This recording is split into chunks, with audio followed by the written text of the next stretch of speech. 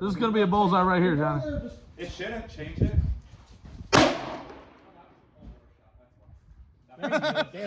The what would Stoner do rifle, i.e. what would poor do rifle. I am poor, so therefore the what would I do rifle.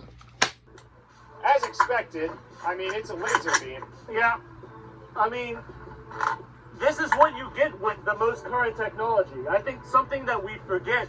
Wow. Okay, so 900 reviews likes it. I wonder, how much is a what would Stoner do rifle?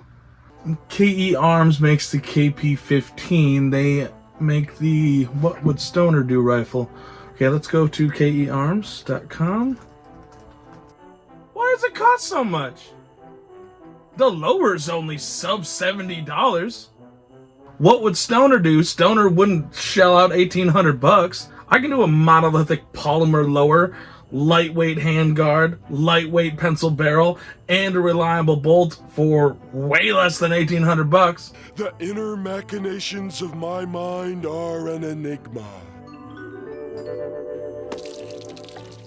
Take a good look at the rifle before it is painted, because there's not much footage of it not being painted. As the evolution of a project goes, I'll explain. What's up there, YouTubers? You are getting a sneak preview. You're probably watching the video right now. I'm currently editing the video, and if you work with GoPros, you know that sometimes you have to format their memory cards at random. So I actually lost the segment that I had where the rifle was not complete. So from tip to bud, here we go. Here's the parts list. We have the KAK Industries. KAK has a prong flash hider that I like to choose because I like prong flash hiders. And that came in at $29.95. We have the Aero Precision lower rifle gas block, which is in here because you just don't want to see the gas block. It's 0.625 inches, and it's for a low profile barrel, and it's just a gas block and gas tube. Then we have the Anderson Manufacturing upper, which you wouldn't really know, would you? Just on looks. Yeah, but this is Anderson Manufacturing, and it came in stripped from Primary Arms on either Black Friday or Christmas. I'm not sure, can't remember. Anyway, that came in at $29.99, stripped Anderson upper receiver. This is a budget rifle after all. We have the world famous Poverty Pony Radical Firearms charging handle, OEM charging handle, because there isn't much that needs to be improved on the charging handle. It absolutely has room for improvement, but as far as just functioning like it should, it does. So, it pulls the bolt back. OEM is perfect. Is it perfect plus one? No, but it's perfect. Most expensive part, the most expensive part being the Ballistic Advantage pencil barrel. The Ballistic Advantage pencil barrel, 16 inches. I do have footage of this, but I do not have the breakdown that I would like to have. So it's 16 inches and it's a pencil barrel, and it came in at $84.99. $84.99 from Primary Arms. This is not an advertisement for them, it's just Primary Arms is actually a good place to go, along with Palmetto State Armory and all the other places where you can get cheap AR-15 parts and assemble them yourselves if you like hobbies and such. We have a mid-length gas tube that was $6.99. Your annual trip to McDonald's. Hopefully it's annual. Mine is more like monthly. But McDonald's is actually probably more expensive than Expo Arms. It's probably more expensive than your gas tube now. That's just a complaint because I remember the day that there was a dollar menu. Anyway, and then we have the Anderson Manufacturing upper parts kits. So Anderson Manufacturing upper and Anderson Manufacturing upper parts kit. That's coming in at $11. So for the upper parts kit and the upper itself, we are running $41. Awesome. That is sweet. And then we have an HMB bolt here. I'll take it out just for shoots and giggles. I have the HMB bolt carrier group, and the reason I went with an HMB bolt carrier group is, one, I already had an HMB bolt carrier group. Two is, I believe in the design. It's a patented design that's not supposed to break as easy as other bolts on the market. The AR-15 is infamous for actually having bolt breakages at random times. Like, you have a hole drilled right through the bolt with very thin sidewalls. They eliminated that by just like drilling like a pit not a hole going all the way through, so it still has rigidity. And the firing pin floats more freely and all that. This is not an advertisement for HMB. If I made any money doing this, I would let you know, because I don't and I want to, so hit me up. HMB, Bolt Carrier Group. I'm only doing this because I already had it, and it's a primo option, especially if you're going to have a fighting rifle, a woods rifle, I need to grab a rifle, this is the rifle that I'm grabbing rifle. If I'm going to do that, I'm going to grab my most reliable bolt, so here we are with the HMB. Now, the HMB is a bit more expensive. They run anywhere from like $150 to $175 new. However, I will say that you can find them on sale for about $115, $125. So there is that little caveat. It was $41 for the upper assembled, and then you had the Radical Firearms $13 charging handle, so 41 plus 13, that's 54. Yeah, I'm still capable of basic math. 54, and then you have a sub $115 Bolt Carrier Group, and I realize that's where that gets expensive. You're more than fine to run a standard, $60 Bolt Carrier Group. If this is going to be my go-to gun, I don't want any parts breakages, or at least, I'd like to prevent parts breakages as much as possible. It's pretty logical, really. So we have the lower. I'm not going to go over all the symbology on the lower. That's for a later segment in the video.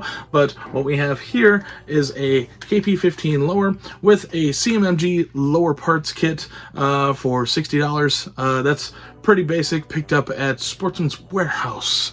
Once again, not sponsored by anybody. It's just, I'm a normal guy living, just picking up parts where I can for the best price. So CMMG parts kit, standard OEM trigger. It is fine. Yeah. Perfect. Doesn't need to be better. Could be better, but doesn't need to be. So that's exactly what I'm looking for in a budget rifle. KP15 lower can be found for $70 if on sale, and then we added a lower parts kit by CMMG, reputable brand, for $60. So we're still just running, what is that, $130? 12 plus 10, yeah.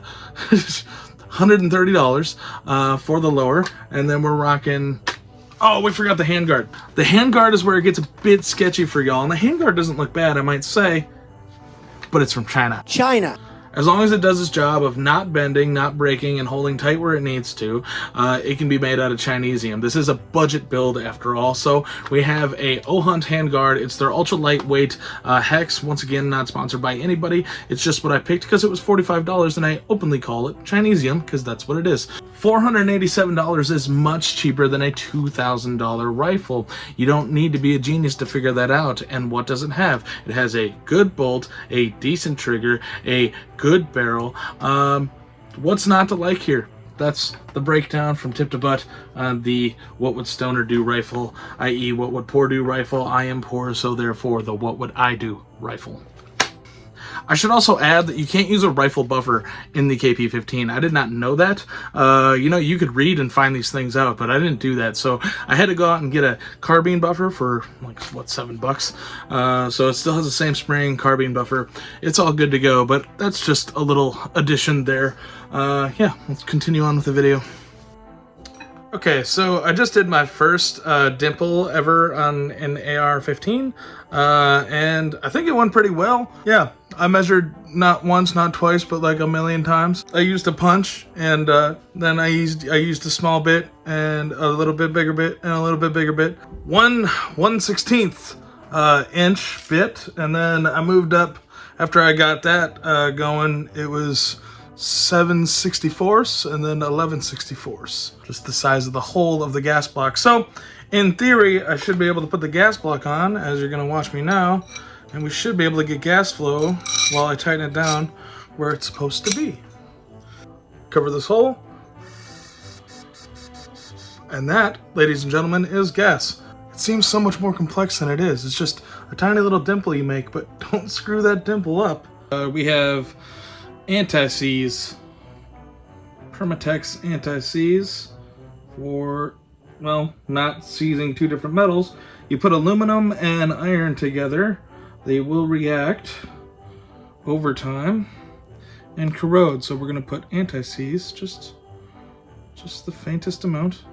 Alright, so it's much less pretty now, but it does have an ample amount of anti-seize. Probably too much, but Well, here we go. Let's just do it. Do it! Do it! Just do it. Oh boy. Okay. Squeeze out. Nice. If you can't tell, I don't use anti-seize very often. I fancy myself to be a scientist. I did get a bachelor's in science, and I understand from the periodic table, if you put two different metals together, they will corrode. It's also how they make a battery. Fun fact. I'm not super smart, I just act like I am. I'm something of a scientist myself. If that's all the anti-seize that I use, this should last me a lifetime. I have blue Loctite for the gas port, and I went ahead and tightened one down, and then I'm gonna put in the other, and then I'm gonna take the other one out and put in the other one. You know, switcheroo with a Loctite. So we should be good to go. She's tight. You got the dimple. We got the gas system in. This could probably fire right now. I'm gonna go wipe this off, but it's getting exciting. What's up there, fine folks? Also recording another video over my accessories portion that I had already filmed before I ever built the rifle, because my GoPro decided to cut out.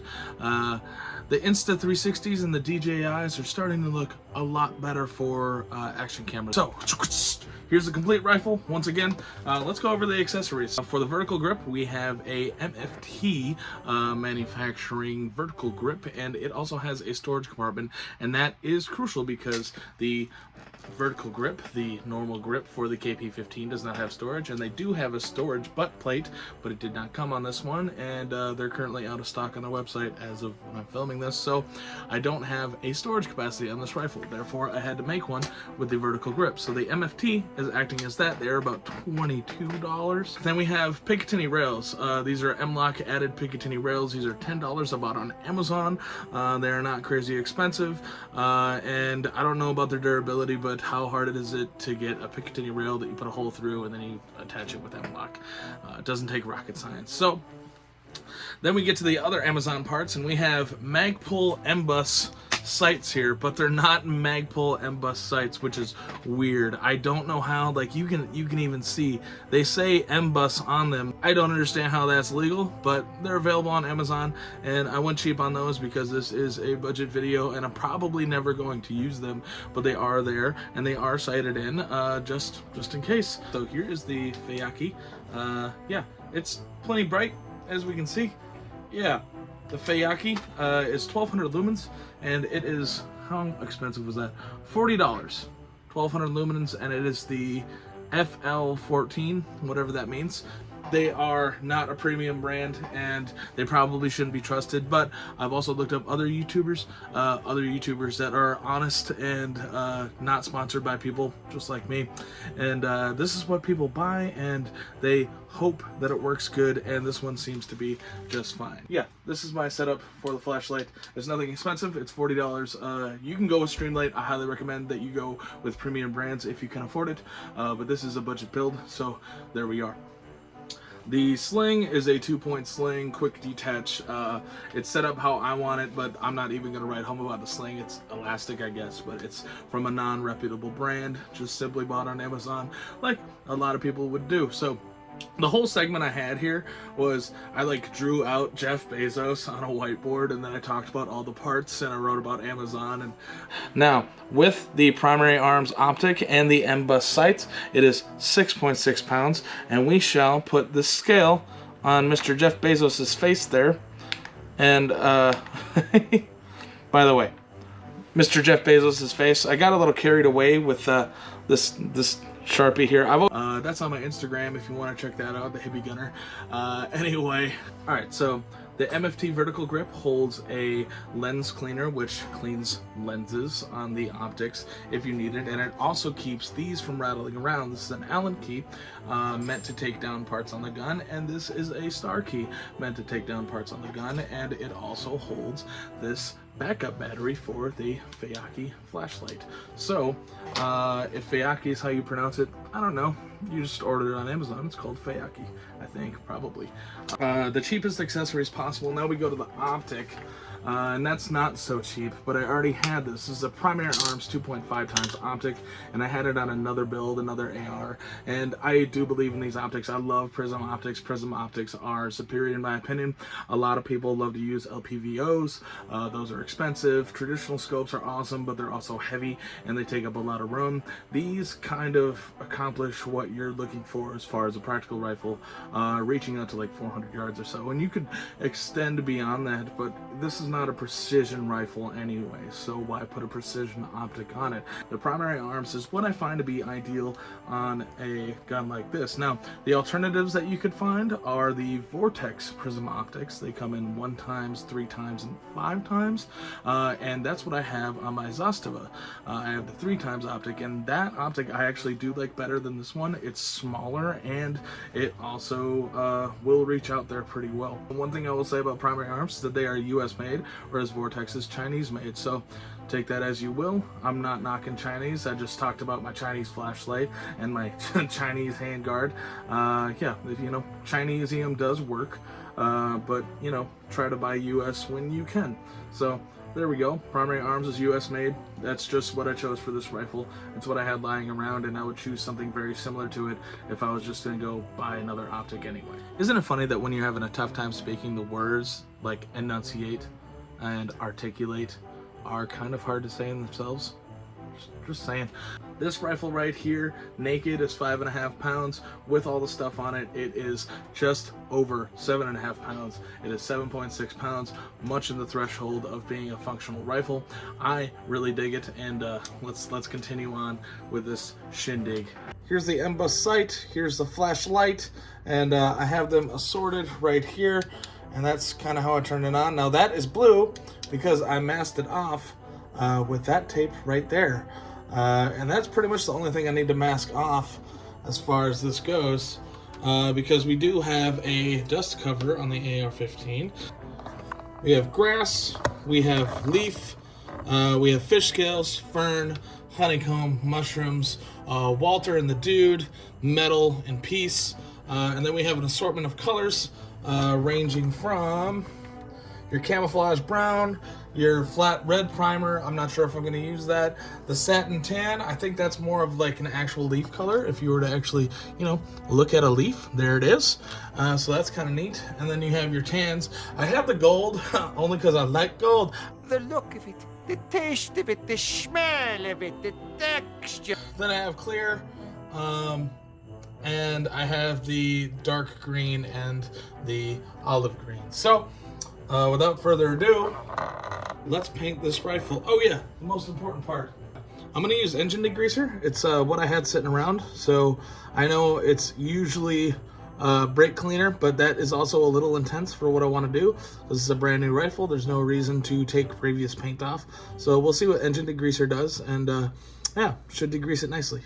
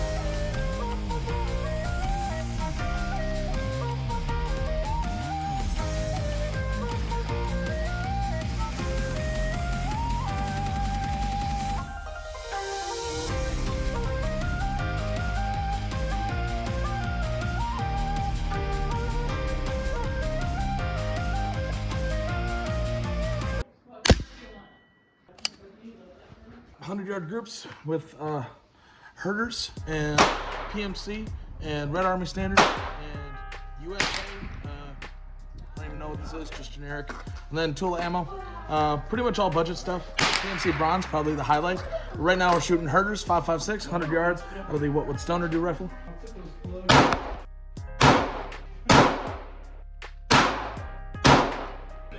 PMC, gonna shoot at the bottom of the target, and then we'll wait and check everything out.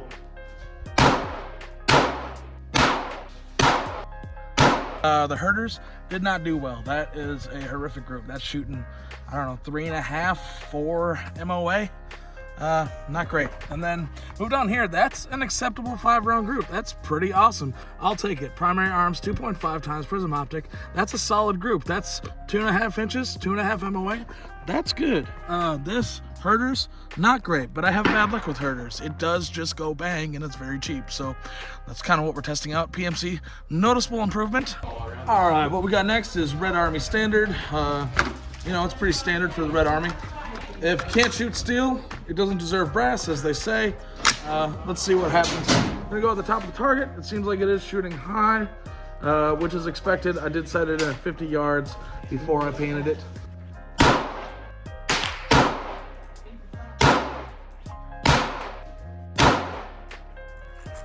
We have brass case, generic M193. Up next, I'm gonna shoot at the bottom target, obviously.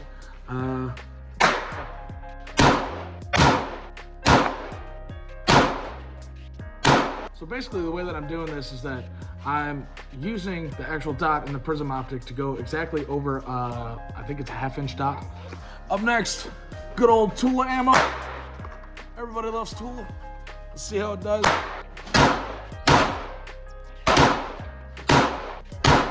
Honestly, it stinks a little bit. It's kind of fun. It smells different than the other ammo. It's got that Russia to it. All right, so what we have here is a relatively disappointing group. This would be the Red Army Standard. Right here is amazing. And we have a flyer, and then this is also a flyer, and that is way off from there. That's expanding that group out to like a 6-inch group. That's not acceptable at all. But if you were to count this, that's a good group. So maybe that's just a flyer, maybe that's on me. I'll take it. So that's okay. This is outstanding. This is okay.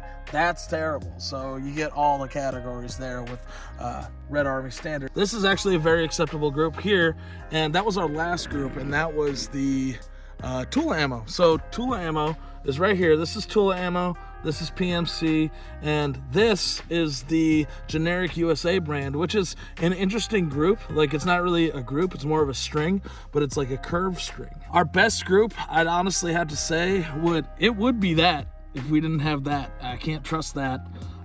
So we move down here. This would be cool, but it's all a string. This is honestly probably the best group, with the exception of PMC being a horizontal string. I think for our experiment that I'll explain to you momentarily, we'll use PMC. I think that did the best of the day. So what we're gonna do is we are gonna use the What Would Stoner Do rifle, and we're gonna do the same experiment that was done on In-Range TV, where they fire 30 rounds downrange, get the barrel real hot, and then they fire groups. They were doing it like for point of impact shift, I believe. But we're just gonna see what the actual group is once the barrel's actually hot. And there's only one way to do that. Yeah, so here we go, using the herders because it was so terrible.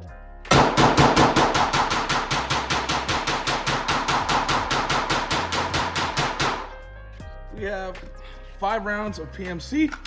Let's shoot a nice group. So I put a new target up down there. I'm just gonna shoot right at the center. That should be an interesting group. We might as well shoot it here. I actually forgot a box of ammo. Here's some Browning. I'll just shoot that at an accurate part of the bottom of the box, and we'll see how that groups. Bottom right corner of the red sticker on the box. Yeah.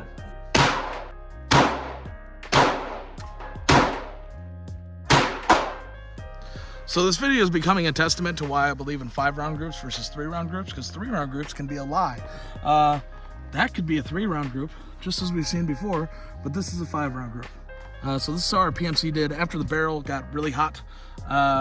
Yeah, that's not great, but it is within the acceptable like 3 MOA, especially this group. I mean, that's pretty outstanding. So is that a fail? I wouldn't call it a fail at all. I'd say that's battle rifle accurate, as you put it. And then here's our bonus, which is pretty atrocious, but also not a bad group. 1 flyer, definitely not a bad group. 2 flyers. So with relatively quality ammo, You could probably get that better, but I'm not seeing this shoot under 2 MOA. I'm just not. I would stick to battle rifle accuracy. Yes, that's why you don't put a giant scope on this either. Now, this could be due to human error. I will give it a 1/2 inch because I'm already shooting on a rest, and it's pretty simple to get good trigger pulls. That's our groups, 6 different types of ammunition, all 55 grain. Anyway, yeah, I shoot what I have lying around. That's that bulk cheap stuff, and out of bulk cheap stuff, you're shooting 2 to 3 MOA, which is the margin of error that is acceptable for a battle rifle. But you know, I don't go to battle, so I'm just a guy. Hope we never have to do that, by the way. I know there's a lot of people yearning. They're making that Civil War movie right now. I'm just like, hey, hold on. Don't you like going to the store and getting some sweet tea? You can't do that if there's a Civil War. Anyway, I digress. What's up there, people? I decided to take the Wolf Stoner Do rifle out to 1,000 yards. Now, I'm not going to shoot 1,000 yards with it, obviously. It's a 5.56 223, but I did put a scope on it for accuracy's sake. And so that's what we did. This is your 3-round group at 300 yards. So, yeah, 300 yards, pretty good. Yeah, just a little update. First tier is 100 yards. Second tier behind that is 300 yards. And the third is 600. Contrary to popular belief, I was shooting these 77 grain match, and with this barrel twist, it shouldn't stabilize them that well, but here it is at 600 yards. I'd say that's more than acceptable for whatever this is. Yeah, so feeling pretty good. Since I shot all the 77 grains, and this was our group at 600, I'm gonna reset the chart here. I hate this magazine, but it's good for target shooting. So right now we're just shooting good old Winchester target ammo. Let's see if we can get on target. I'm not changing my hold at all. 55 grain. Okay, so it's shot high, high into the red.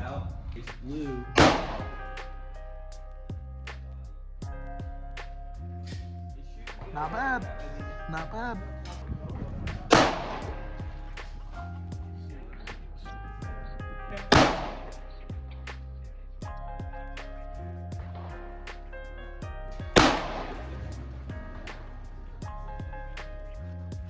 This is 600. Yeah, that was the first shot I adjusted, so that's my 5th round. We'll clear it now that we're tied in. Yeah, here we go. Here's 5 more of the Winchester 5.56. Target load at 600. We are reset, brand new. Voila. 600 yards.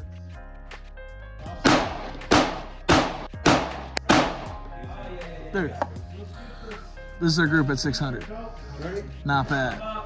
Not bad. The definition of accuracy for the What Would Stoner Do rifle would be a 10-round group at 600 yards with standard Winchester target practice. So this is not expensive ammo. We're gonna send it. We have a clear chart. There is one at And 6. let's There rock is it. 2 at 8.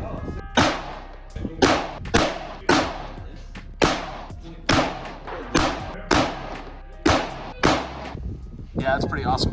10 shots, 3.25 MOA at 600 yards with this guy right here. Standard freaking Winchester 5.56 target ammo. Yeah, there you go.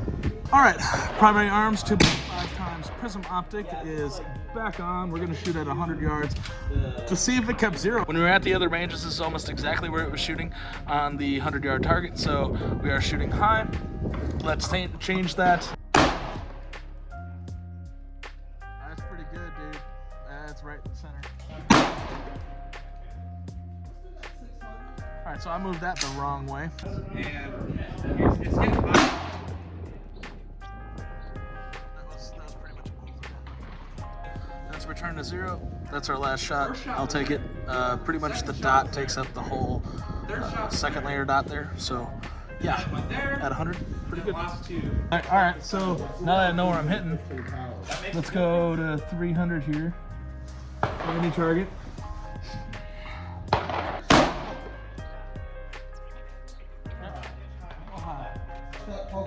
This is gonna be a bullseye right here, Johnny. It shouldn't change it. Head on. That's pretty, yeah. Right on. So it is, if you know where she's shooting, she's good to go. No? Yep. Right on.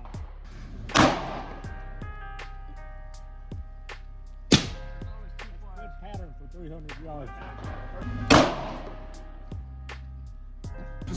Winchester Bulk 5.56.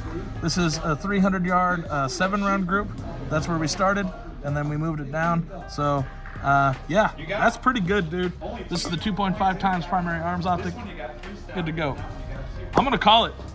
What's up? Looking snazzy. I had to be dressed up today, and I figured in my spare time, what a better time to film my outro for the What Would Stoner Do rifle.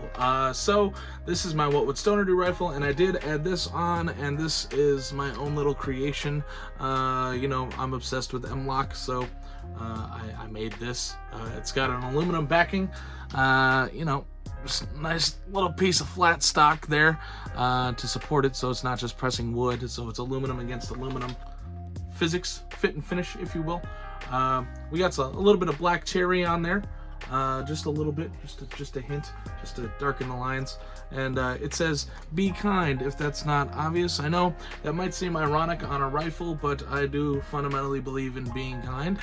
Don't make me explain more. It honestly just gets more confusing the more you look at it. I just believe in being kind, so be kind, playa. So this guy, yeah, we went over everything on it. And I really like the way that it turned out. It's a bit more camouflaged than, let's say, hold on, let me go grab something here quick. All right, we have a cameo. Bam! Yeah, the Turknelly. The Turknelly is back from being rusty. I painted it at the same time that I did this rifle. So we have the What Would Stoner Do rifle and the Turknelly. The Turknelly is a bit more brown. You can see green and brown and whatnot in there, but I used gold as the main underlay. You can really see that on the barrel. Now, that might be stupid, but it's also a Turkish M4. So, yes. When it comes to a Turkish M4 that I have to now paint because it was rusting away, I really wanted to have something a little bit sillier. So there's a metal hand, and on the other side there is another metal hand, dark brown and green with a gold underlay.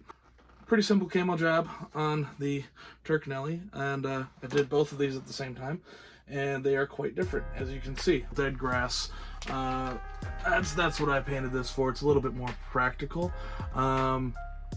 And I think it's also a little bit more boring, but there is like multiple layers when you look at it. I really like the way that it turned out. I'm not an expert at painting rifles, but I do have an artistic mind. We got Walter, we have a mushroom, we have a metal hand. I think that's all that's on this side. On this side, the money side, where the ports are, you have the Be Kind, which really throws off the camo, but I just like it. I like wood on rifles. I'm not a boomer, but, you know, I don't know, I like it. So, it's my rifle. We have the Dude. We have another mushroom right here. And, oh, why do you have mushrooms on your gun? Because I like mushrooms. They're also a part of the ground, so you know they do work as like an aesthetic as far as camo goes.